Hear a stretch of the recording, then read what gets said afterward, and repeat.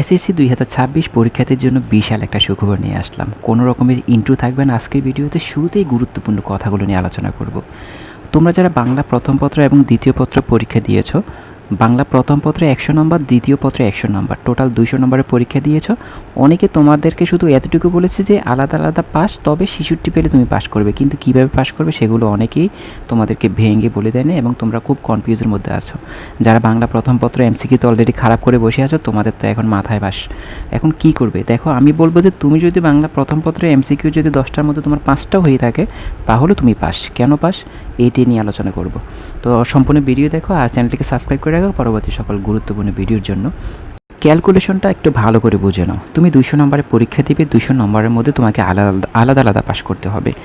সৃজনশীল সিকিউ যেটা আছে সেক্ষেত্রে তুমি 33% পাস নাম্বার পেতে হবে এবং নৈবিত্তিক তোমাকে 33% নাম্বার পেতে হবে। মানে হচ্ছে 70 নম্বরের মধ্যে তোমাকে 23 পেলে পাস করিয়ে দেবে এবং 30 নম্বরের এমসিকিউর মধ্যে তোমাকে 10 পেলে পাস করিয়ে দেবে। প্রশ্ন তো এই জায়গায় না, প্রশ্ন হচ্ছে যে তুমি সৃজনশীল প্রশ্ন দিয়েলে, তুমি সৃজনশীল প্রশ্ন তুমি পাস করলে, কিন্তু এমসিকিউতে তুমি এসে খারাপ করলে, তুমি 10 নাম্বার পেলে না, তুমি কোনো কারণে তুমি 5 নাম্বার বা 6 নাম্বার পেলে, এখন কি করবে?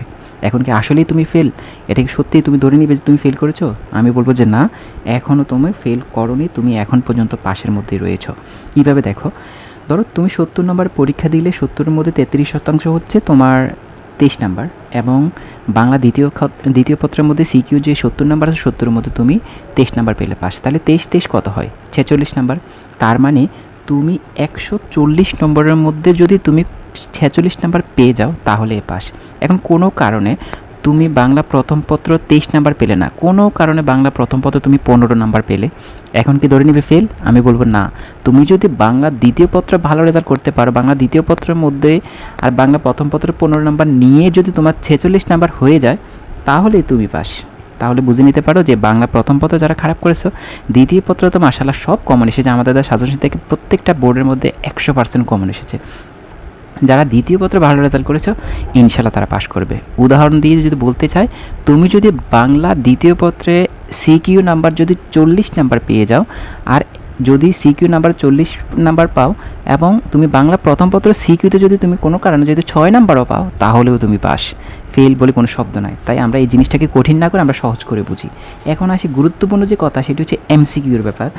এমসিকিউতে আমরা জানি যে আলাদা আলাদা পাস। তুমি 30 নম্বরের মধ্যে 33% নাম্বার হচ্ছে 10 নাম্বার এবং বাংলা দ্বিতীয় পত্রের ক্ষেত্রে 30 নম্বরের মধ্যে 33% নম্বর হচ্ছে 10 নাম্বার। এখন এই যে 33% নম্বর নিচে যদি তুমি পাও, আসলে কি তুমি ফেল? আমি বলবো না, তুমি এখনও ফেল না। কেন ফেল না? দেখো, তুমি বাংলা প্রথম পত্র পরীক্ষার মধ্যে কোনো কারণে তুমি 6 নাম্বার পেলে এমসিকিউতে, তাহলে বোঝা যায় যে তুমি 4 নাম্বারের জন্য ফেল করেছো কোনো কারণে। এখন তুমি বাংলা দ্বিতীয় পত্র পরীক্ষা দিতে গেলে, বাংলা দ্বিতীয় পত্র এমসিকিউ 30-এর মধ্যে তোমার একটু ভালো হলো, ধরো তুমি 14 নাম্বার পেলে, তাহলে তোমার 10 নাম্বার বাদ দিয়ে 14 নাম্বার এখানে আছে। তাহলে আগে তুমি পেয়েছো বাংলা প্রথম পত্রতে 6 নাম্বার, তাহলে 6 আর 14 20 নাম্বার, তাহলেই তুমি পাস।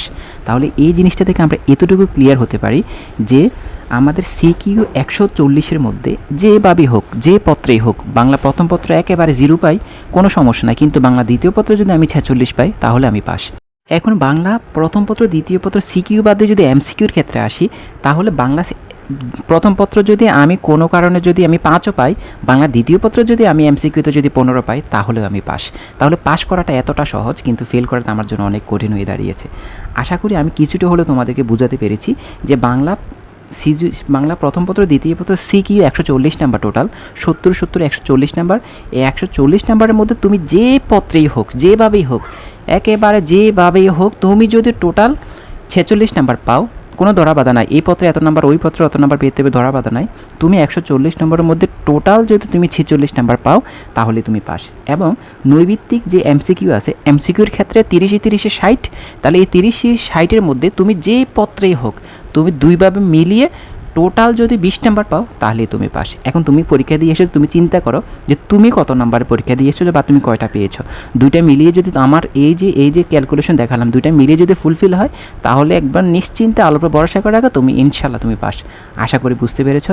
তারপরে বুঝতে সমস্যা হলে আমাদের কমেন্ট বক্স ক্লাসে কমেন্ট করে জানাতে পারো। আশা করি ভিডিওটা তোমাদের একটু হলে উপকার এসেছে। যদি উপকারে আসে, তাহলে চ্যানেলটিকে সাবস্ক্রাইব করে রাখো, তোমার বন্ধুদের কাছে অবশ্যই শেয়ার করে দিও। পরবর্তী ভিডিও পাওয়ার জন্য অবশ্যই আমাদের সঙ্গেই থেকো। কেমন লেগেছে ভিডিওটা, তথ্যগুলো কতটুকু উপকার এসেছে, অবশ্যই কমেন্ট করতে ভুলবে না। ভালো থেকো, সুস্থ থেকো, পড়াশোনার মধ্যে থেকো। লাস্ট একটাই কথা, অবশ্যই 5 ওয়াক্ত নামাজ পড়ো, নামাজ পড়ে আল্লাহর কাছে চাও, ইনশাআল্লাহ আল্লাহ আমাদের সকল কিছু সহজ করে দিবেন।